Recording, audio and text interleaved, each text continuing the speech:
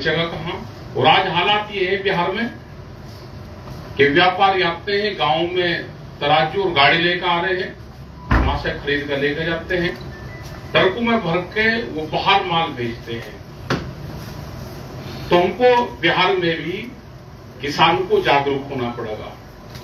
जैसे दिल्ली में आंदोलन चला किसान संयुक्त मोर्चे का, ऐसे ही बिहार में जो भी छोटे बड़े आंदोलन चल रहे हैं हम उनको इकट्ठा करेंगे।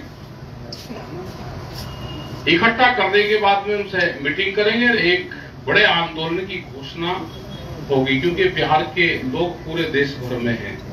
दिल्ली में भी बहुत लोगों ने मदद की, जो परिवार दिल्ली में रहते थे उनके परिवार यहां पे रहते थे, खेतीबाड़ी करते थे, वे अगर दिल्ली में रहते थे तो वहां आंदोलन में शरीक होते थे। तो एक बड़ा लगाव दिल्ली हो, पंजाब हो, हरियाणा में हो, यहाँ के लोग काम करते हैं और वे उस आंदोलन से जुड़े रहे हैं। तो एक बड़े आंदोलन की जरूरत है, वो चाहे गन्ना किसान हो या मक्का का या सूरजमुखी या धान और गेहूं का किसान हो। यहाँ पे हालात देखिए कि पटना से 40 किलोमीटर दूर एक गांव में गए किसी में, कई साल पहली बात है, उनके यहाँ मसूर थी उनके वहां पे, तो 1600 रुपये क्विंटल उसका रेट था, उनका लगी हुई थी करीब 40 बोरी उनका लग रही। तो क्या तो किसान बचाएगा, दालों का भी यही हाल है और सारी फसलों का यही हाल है। तो यहाँ के किसानों से भी हम हैं कि जुड़े और आंदोलन के लिए आप तैयार रहें।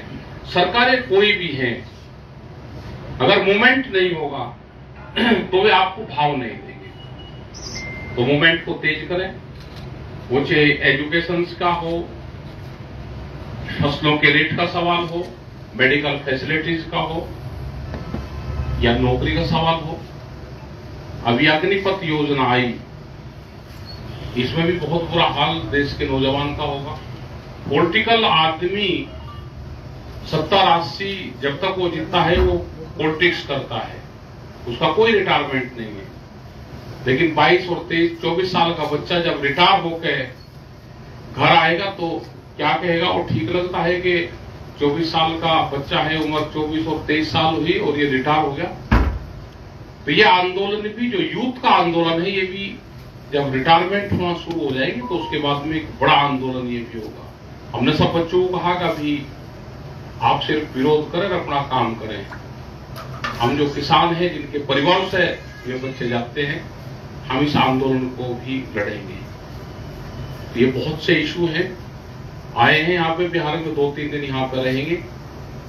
यहाँ के मेन फसलों का सवाल है, रोजगार का सवाल है। बिहार के लोग ये नहीं कि पूरे देश भर में, पूरी दुनिया में मजदूरी का ही काम करेंगे। अपने स्टेट में फसलों के भाव मिलें, उसकी लड़ाई भी बिहार के लोगों को शुरू करनी पड़ेगी। उसकी तैयारी के लिए यहाँ पे आए और बीच में फिर हम प्रोग्राम बनाएंगे बरसात के बाद में। जैसे ये धान ये लग जाएगा, उसके बाद में अक्टूबर के आसपास यहाँ पे आएंगे, 10-15 दिन का प्रोग्राम बनाएंगे और जितने भी छोटे बड़े संगठन होंगे उनसे सबसे बातचीत करेंगे। 30 जिले जो है सूखे की चपेट में है, सरकार का अभी तक कोई ध्यान नहीं दिया है, तो कब से आंदोलन की बात करेंगे सर जी? 30 जिला है जो सूखे की चपेट में है बिहार में, सरकार के बिहार में 2 ही चीजें होती है, या तो सूखा रहता है या बाढ़ रहती है। इसमें भी जहां जहां पे भी आज जाएंगे, जोन से स्टेट का जो भी क्षेत्र होगा उसमें पूरी रिपोर्ट बना के आप लोगों के माध्यम से परसों फिर हम बातचीत करेंगे और सरकारों को चिट्ठी लिखेंगे और जरूरत होगी तो यहाँ की गवर्नमेंट से मिलेंगे भी। देश में बंदी की शुरुआत बिहार जी, आपको नहीं लगता है कि आप बिहार आने में बहुत विलम्ब कर लिए? बिहार से होनी चाहिए कि कहीं और से चीजें आंदोलन बिहार के नहीं, बीच में 3-4 साल ये कोरोना वाला और ये रहा, बीच में हम बिहार में आए भी, कई बार यहाँ पे आते रहे, छोटे बड़े प्रोग्राम होते रहे। यहाँ पे बिहार में कुछ लोगों को जिम्मेदारी दी थी तो वे पॉलिटिक्स में ज्यादा में लोग रहे। तो बिहार में अब संयुक्त मोर्चे के माध्यम से कुछ नए लोग निकले हैं, उनको जोड़कर एक मूवमेंट की शुरुआत करेंगे। बिल्कुल लेट है बिहार में। पता नहीं क्यों आपका ध्यान नहीं जाता है। पूरे देश में बीज हाइब्रिड बीज है, अपना मौलिक बीज आपने खो दिया। किसानों को इस मल्टीनेशनल कंपनी के खिलाफ कोई ऐसा अपने पास प्रोग्राम नहीं है कि उनकी जो मनमानी है, और आप लोग उसको एक्सेप्ट भी कर चुके हैं अप्रत्यक्ष रूप से कि भाई किसान अपना बीज ना हो, हाइब्रिड बीज हो, हर साल बदले। ये जो आर्थिक उनका लोड पड़ रहा है किसानों का, इसके तो नहीं, हम बड़ी लड़ाई इसके खिलाफ लड़ रहे हैं। और हमारा 93 से जब ये डंकल ड्राफ्ट आया, जब से हमारा है, और उसी में हाइब्रिड के बाद में अब तो जेनेटिकली मॉडिफाइड सीड आ गए। हम उसके खिलाफ पूरा हमारा मूवमेंट है। आपके नजदीक ही गोरखपुर डिस्ट्रिक्ट है, हमने यहाँ पे जो हाइब्रिड बीज थे और जेनेटिकली मॉडिफाइड सीड थे वो हमने जलाए उनके खेत में, और हमारा पूर्ण रूप से उनके खिलाफ अभियान है। और हमने अपने सीड बैंक, बेंगलोर में हमारा सीड बैंक बना, अभी तमिलनाडु में हम गए, जो भी नेचुरल सीड्स का उत्पादन करते हैं उन किसानों को प्रोत्साहन करते हैं। और हमारा ये है कि नेचुरल सीड हमारे रहने चाहिए। ये भारत सरकार से, लेकिन वो है कहाँ, बिहार में कहाँ है?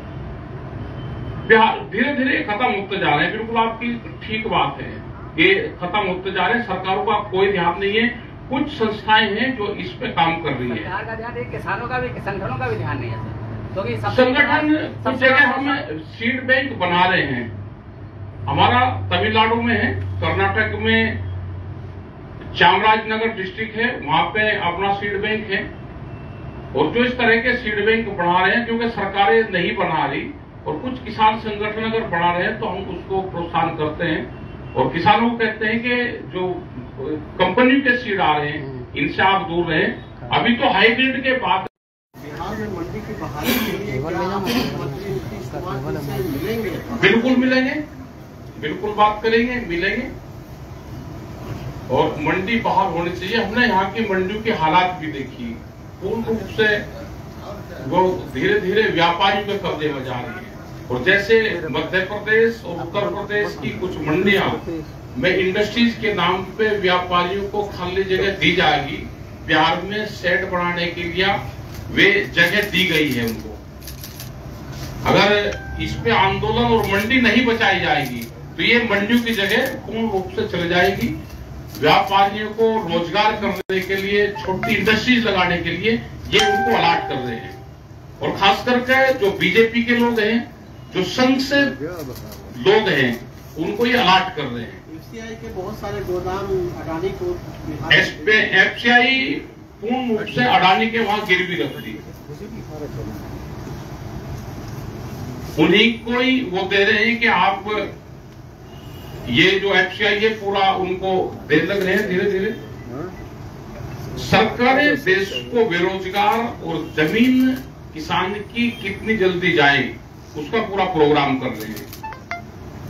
यहाँ पे भी जो सरकार है, ये भारत सरकार के साथ में इनकी पार्टनरशिप है, ये चले हुए हैं।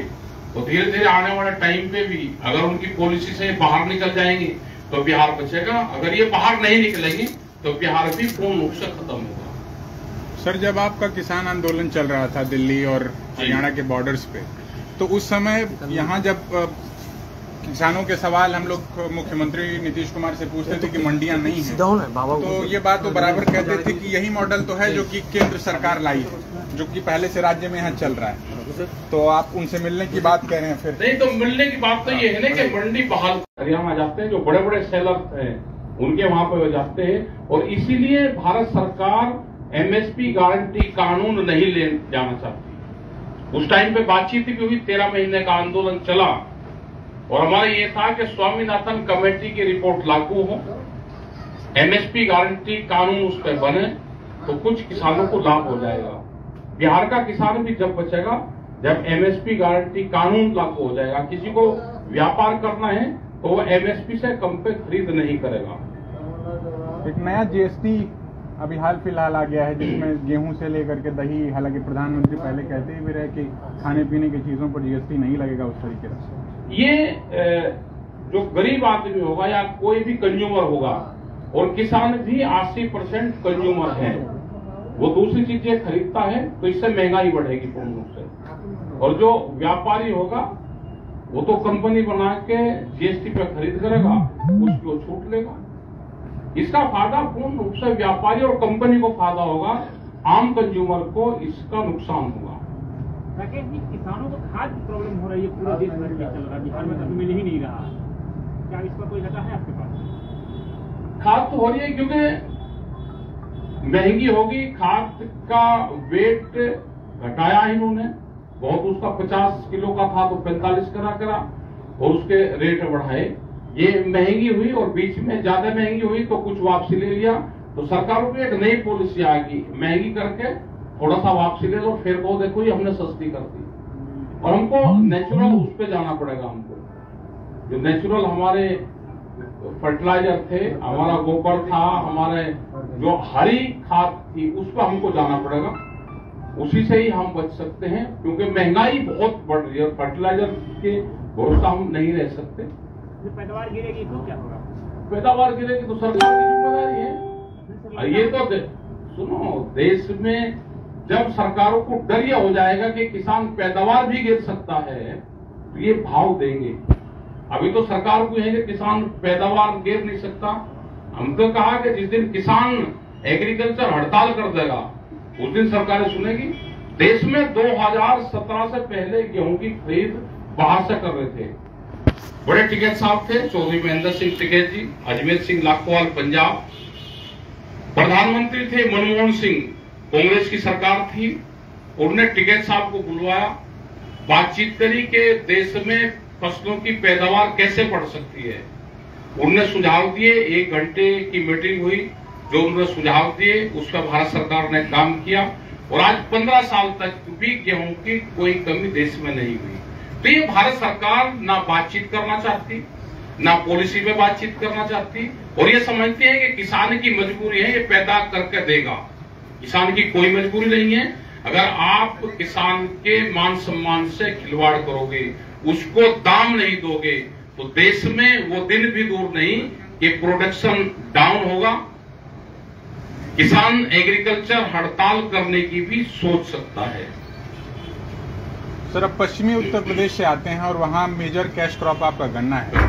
यहाँ तो बिहार में गन्ने के तमाम मिल बंद ही हो रहे हैं, जो कुछ पहले चल भी रहे थे, और बाकी दाम पर तो क्या ही बात करें, जो किसानों को मिलना चाहिए। बिल्कुल, यहाँ के बिहार के जो शुगर फैक्ट्रियां हैं वो पैसे भी नहीं देती, लेट पेमेंट करती है, और धीरे धीरे ये पूरा जो बिहार का क्षेत्र था, पटना से लगा के पटना का पश्चिम का क्षेत्र और उत्तर प्रदेश के जितने भी गोरखपुर और ये देवरिया ये लगता था, तो ये पूरी एक बड़ी बेल्ट गन्ने की होती थी।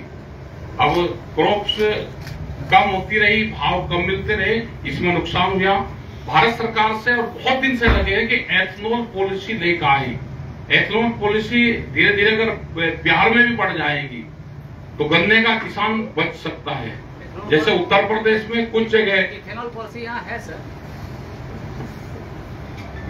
उस पर इथेनॉल पॉलिसी स्पेसिफिक गन्ना मक्का ही नहीं बनता। 4 पॉलिसी है वो उस हिसाब से देखो, जब किसान को लाभ हो जाएगा, यहाँ का किसान भी उत्पादन करना जानता है, अगर उसको लाभ होगा गन्ने में तो गन्ना उत्पादन कर देगा। यहाँ पे मेन ये है कि किसान संगठन कमजोर है। संगठन जहां मजबूत होगा वहां पे फसलों के भाव भी और उसके रेट जो होते हैं, जब वो लेट होता है तो आंदोलन जब करना सीख जाएगा तो मिल जाएगा। यहाँ पे आपकी फैक्ट्रियां हैं जो बॉर्डर पे है, उत्तर प्रदेश के कुछ लोग हैं, उनकी फैक्ट्रियां यहाँ पे हैं और वो पैसे नहीं देते। आंदोलन कमजोर है, हमको मेनली आंदोलन को खड़ा करना पड़ेगा।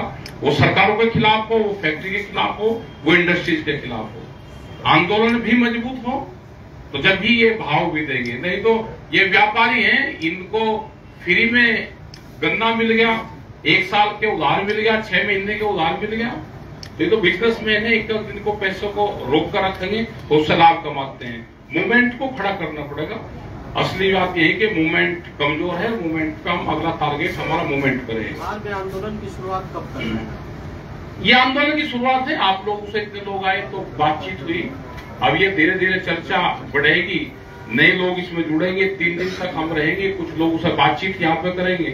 कुछ नए साथियों को जोड़ेंगे और एसकेएम से जो किसान संयुक्त मोर्चा है उससे जोड़ेंगे और एक आंदोलन यहाँ पर होगा, यहाँ पे बातचीत होगी, यहाँ की सरकारों से भी बातचीत करेंगे। ठीक है, थैंक यू।